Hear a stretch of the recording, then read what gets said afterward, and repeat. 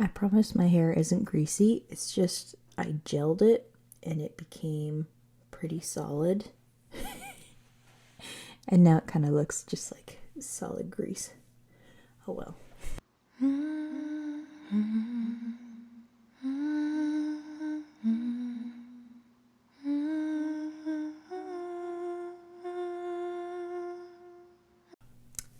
Hello, and welcome to another episode of the Let's Get Kraken podcast. If you are a returning viewer, welcome back. Thank you so much for coming back. And if you are a new viewer, hi, I'm Eden. I am a designer and your host of this podcast where I talk about my knitting. I've got a ton of crocheting to talk about today. And what I read, just basically life stuff. Thank you so much for taking the time to join me.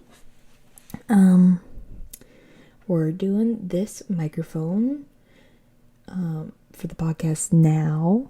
I think it sounds pretty good. It can be a little picky, and I'm sorry if there's some strange, like, if I breathe into it weird.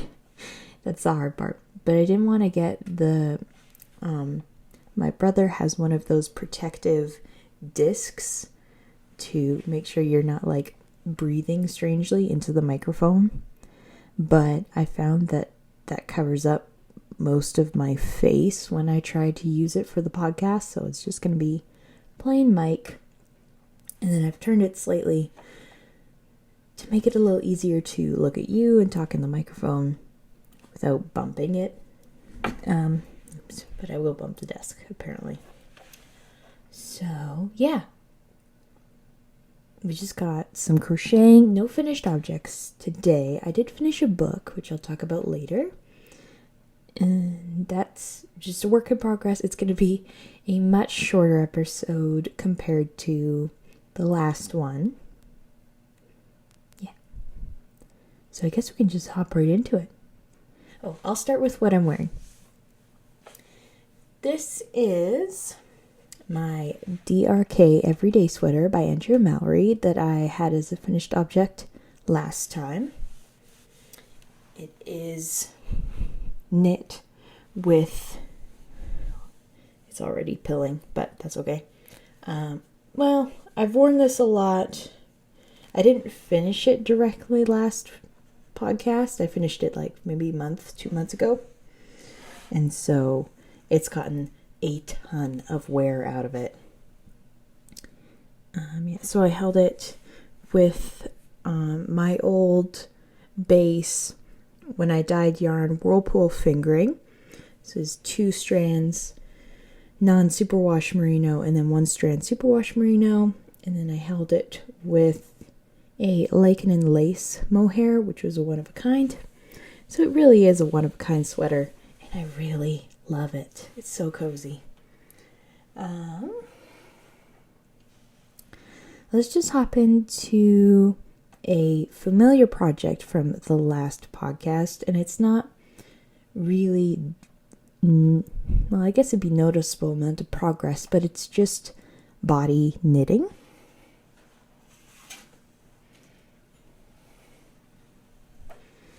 So, yeah, I'll back up here, hang on.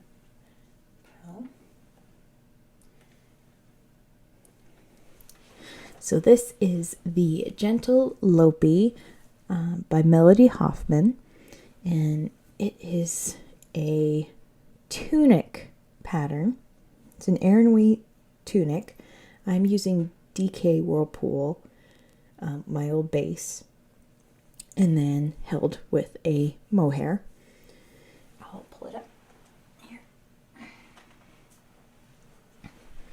So there is the DK on its own. There are going to be fuzzies everywhere today. But it's super nice in the colorway First Mate. And then it's coinciding mohair that I dyed myself to match. Here we go. Yeah, fuzzies, and then that's my dog's hair.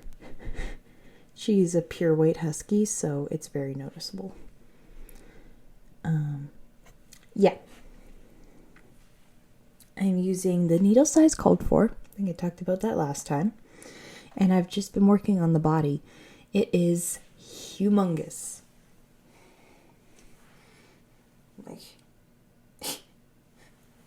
It will be extremely cozy, but I don't know how tall Melody Hoffman is in particular, but I have been told that she's a petite person. So what she called for the body of knitting is nowhere near close enough to be a tunic length for me.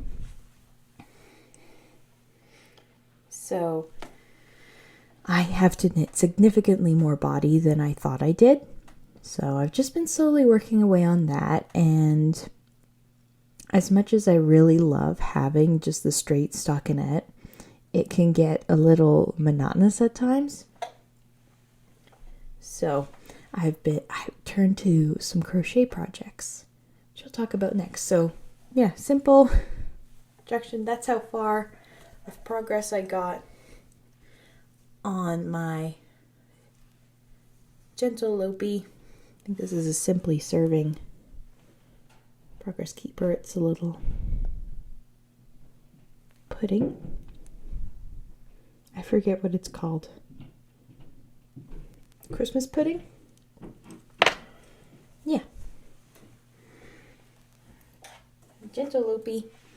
Pretty quick, simple update on that project.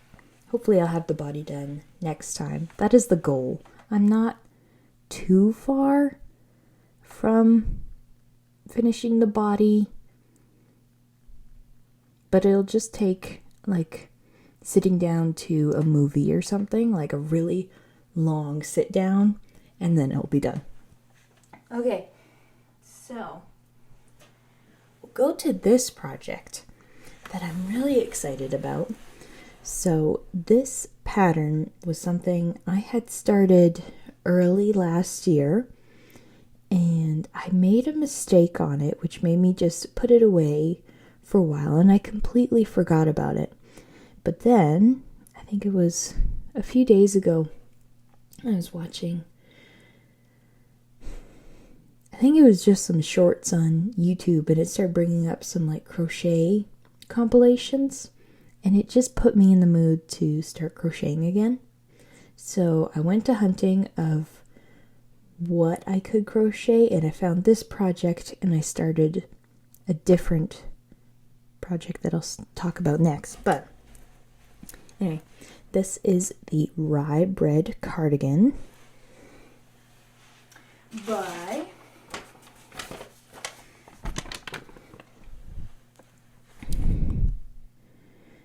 Linda Skuja. Skuja. I don't know what is the proper pronunciation, but it's just this gorgeous crochet cardigan with these like almost wheat head details and a little bit of fading. Mine has a lot of fading. I went all out with this. So I finished the back just last night.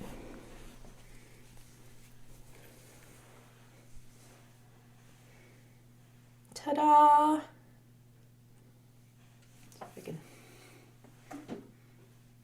This is the one problem of being up close to the camera. It's kind of hard to show off.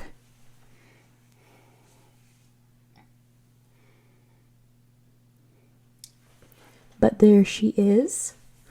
Oh my goodness. I am so proud of this fade. Like, you could not get a better transition. So yeah, I just finished the back. I'll talk about the yarns. It has been a while since I've talked about this project. I actually have the original first try here. What had happened was, because of the fading, I had chosen to just take one cake of yarn and hold each end of that cake instead of holding two different cakes together. So when I finished the first section, I found that the next skein was a completely different tone, and that didn't look right. Like, it didn't even fade nicely. So I had to abandon that, and I just restarted with a different cake. A different two cakes. I actually alternated this time. Well, alternated is like when you use back and forth. This time it was just I marled the two of the same colorway together. And so this is a yarn that my mom dyed as an experiment. And it's just this, it used white tweed, but it didn't really work out. It just looks like it's pilling, to be perfectly honest. Like sometimes tweed looks pretty. Other times it looks like a dust bunny got into the yarn on accident. And so, yeah, I think it looks really good once it's crocheted. Like you can't even really tell, but it blends in better once it's in a project. But I forget what this was called. It was in the shop, but it never sold, so we just kept it for ourselves to do something with. The next color was a one-of-a-kind red moon sock set that I had dyed, or Mom had dyed. One of us did it for the shop. This was a leftover one in the same white tweed base. So that is so this held double for this section. These two, I'm sorry, I try not to. Let's come this way so that I can do it's a little bit of difficulty for this microphone. These two held together for this section. And then it went to, this is cranberry strands. I think the tag is in here.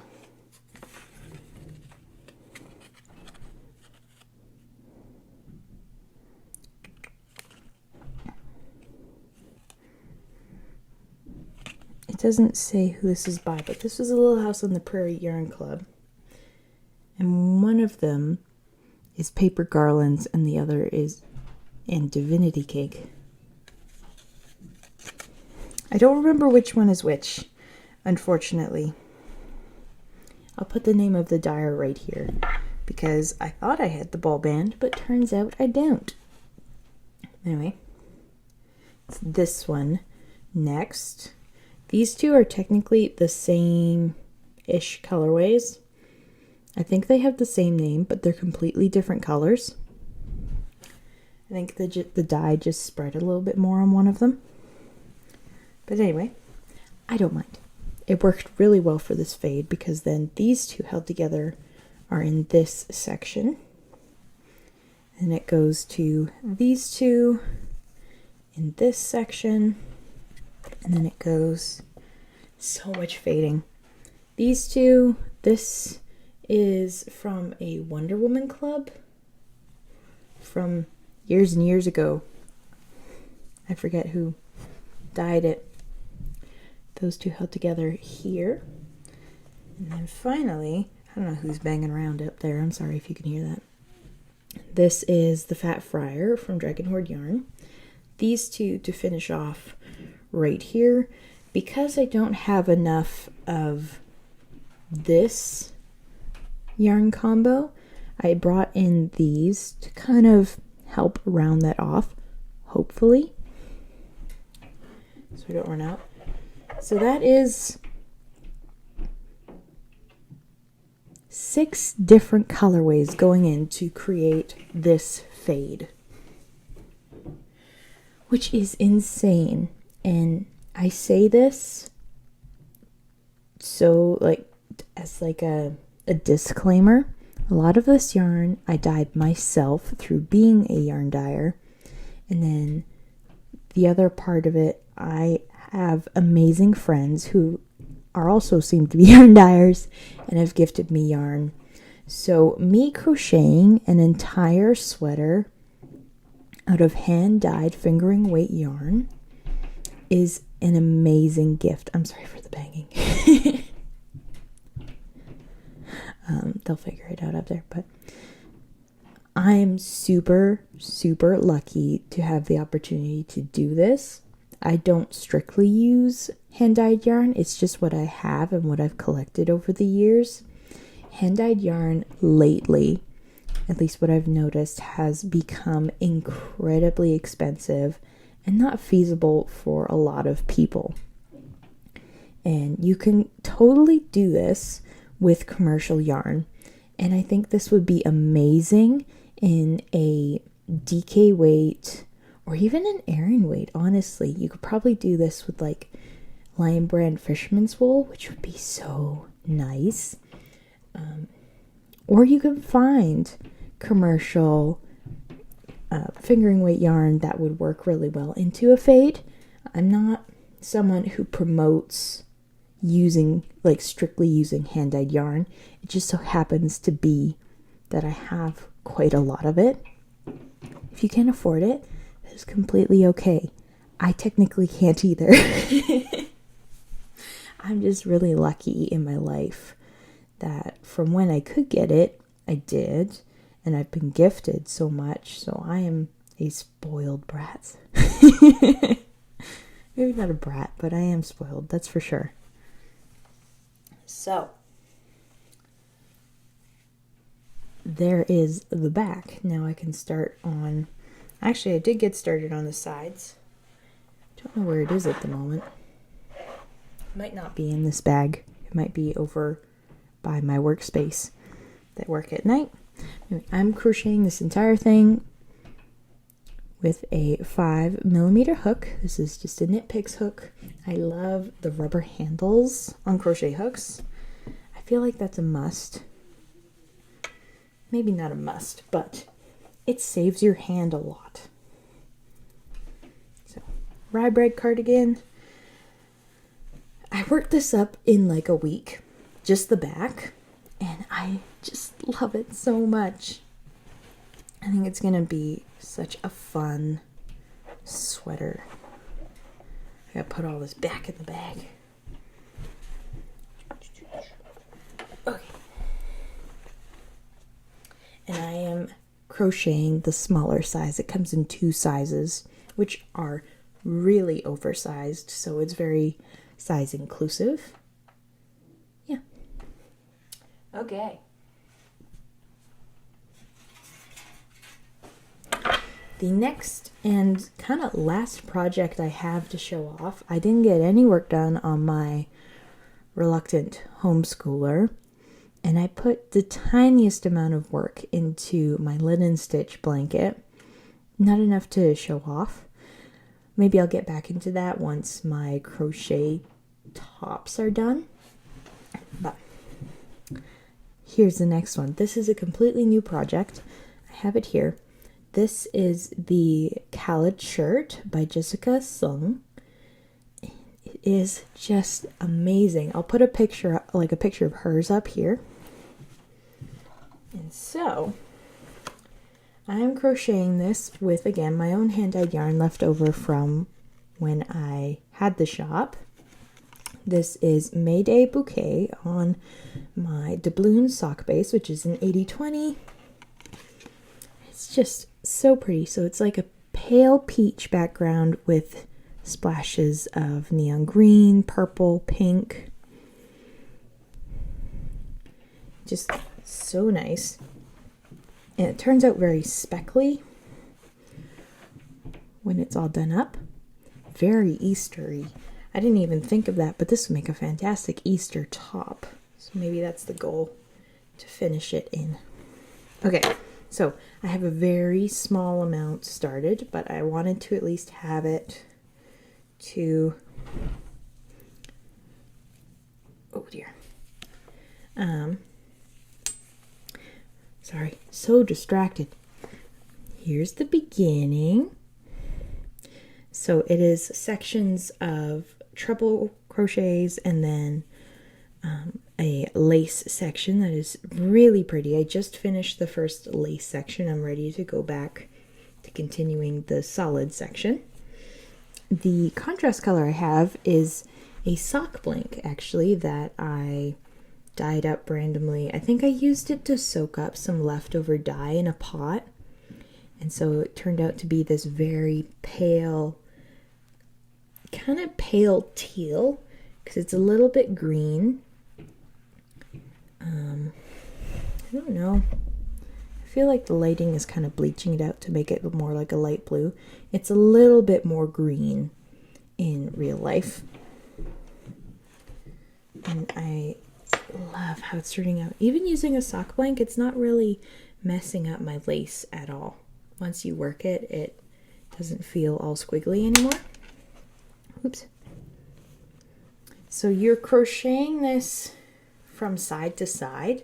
So you have your full length right away. So it's still pretty twisted. I don't know how well this is gonna look. There we go. So it's gonna be a little cropped. That's the shoulder right there. There's the bottom. I'm crocheting this with a smaller crochet hook size. This is a C hook or a 2.75 millimeter. It's smaller than what the pattern calls for. When I used the called for hook, it turned out pretty big compared to the gauge. So I went down. I checked out her video in like giving instructions and how to do it and how to put together the swatch for this top, and I noticed that she was using a 2.5, which is much smaller than what is called for.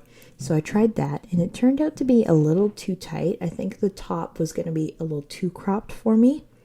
It did match the gauge, but I didn't like how cropped it was going to be, so I went up one. And it worked out really well. I'm really glad I did that. And it is superwash, so it is going to block out a little bit more loose. But not enough with the smaller sized hook. But yeah. The Calad Shirt. Calad Shirt. I brought it up on my computer so that we could be able to see. It's really nice.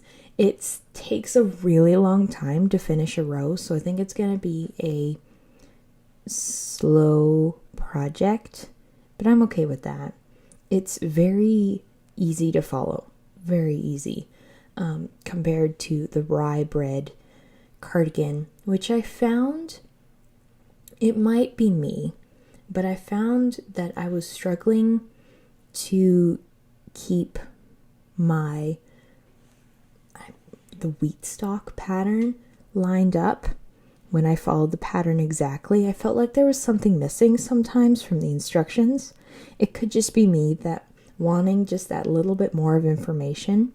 It is a pattern that has been translated into English, and so she must have written it out to be just as straightforward as possible, which I get.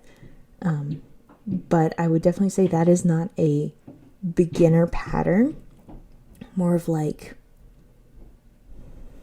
you've been doing a few crochet projects and you get the idea of how a crochet construction works. So yeah. That is all the yarn content I have today. So let us move on to books. So in books, it's actually only one today, but that's okay. I finished Heartless by Marissa Mayer, and I listened to that on audiobook. So good. If you are somebody who enjoys like the backstory to how a villain became a villain, like Cruella de Vil, the Maleficent movies not so much, but kind of follows along the same lines of just having the backstory to a villain is just so good. So it is about the backstory to the Queen of Hearts in Alice in Wonderland, and it was just very well put together of what made her so angry of just having this, I'm not going to give away too much, but having such a heartbreak that she just becomes this angry and lonely queen that you see in the Alice in Wonderland movies. It was just really well done. I was actually very surprised. I didn't know what I was getting into at the beginning. Like, I didn't know that this book does not have a happy ending, but it's a very satisfying ending in how it all came together. It was a bunch of different things that was just all pulled together very well. I really liked it. I would recommend it if you're somebody who loves a fantasy, but be prepared that is not a happy ending. Yeah, that's it for books. We can move on to life stuff. I guess, yeah, I don't have any books planned to read next. I'll see what I'm gonna fall towards. I'm still working on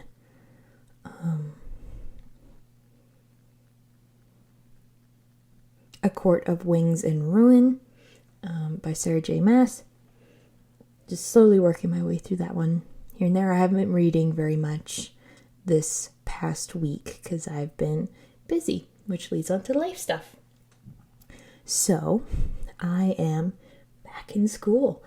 I am studying to become a nail technician, which is something that I didn't really ever see myself doing, but kind of just fell into place. Like, my past birthday, I was given a UV lamp, and I always have enjoyed nails. I have been learning how to properly care for my nails, how to push back and work on my cuticles, and apply acrylics is something that I really enjoyed learning this past year, but it's just more like press-ons. I have some on today that I painted myself. Ignore my French tips. They are not good yet. More practice is needed. I'm pretty proud of these guys. These little hearts and some polka dots on my thumbs. But yeah, I've just been learning how to professionally do nails through Beauty School Canada, which has been amazing. They are awesome. If you're somebody who's looking to get into a beauty thing, like they do nails, they do lashes, they do facials, waxing, all the things that you would find in a spa, and really easy. So I am doing all of that online, and I will be able to do that all online. So I'm still able to do this podcast. I'm still able to do designing if I want to.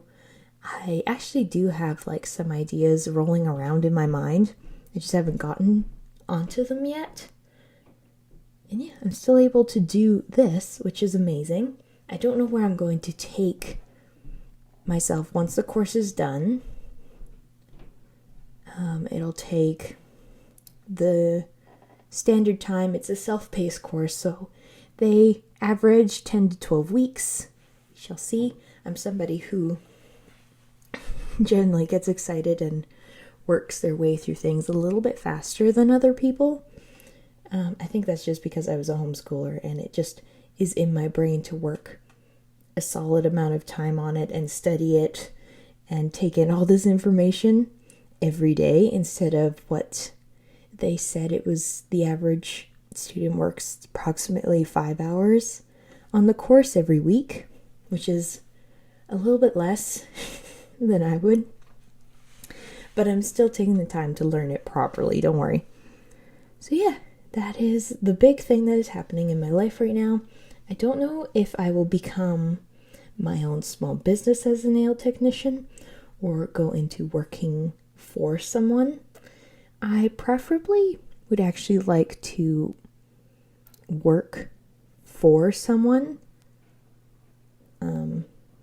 once I graduate, because I would love to learn the ropes from somebody who's been doing it longer than I have. But we'll see. We'll see what the plan is, where God leads my steps, honestly. But I'm really excited about that. So yeah, that is what I've been doing the past week. I just got into the course this past yesterday. It feels like it's been longer, but I just started yesterday. But getting into the course started last week. But yeah, it was really fast, really easy. Everybody is so nice. I have a great time talking with my tutors and the people who, course administrators, I think is what the title is. But yeah, I'm really excited about that. And I will be able to at least do pretty nails for knitters. I feel like that's something that is really nice to have. When you're working on a project, you look down and you see your nice nails. It just adds an extra happiness to knitting and crocheting. So yeah, that is the big life thing. Other than that, it's been going the same as this. Yeah. So I think that's it for the podcast. I'm sorry for abruptly, we're done. But that's really it. I don't want to mumble my way through anything else. So thank you so much for joining me.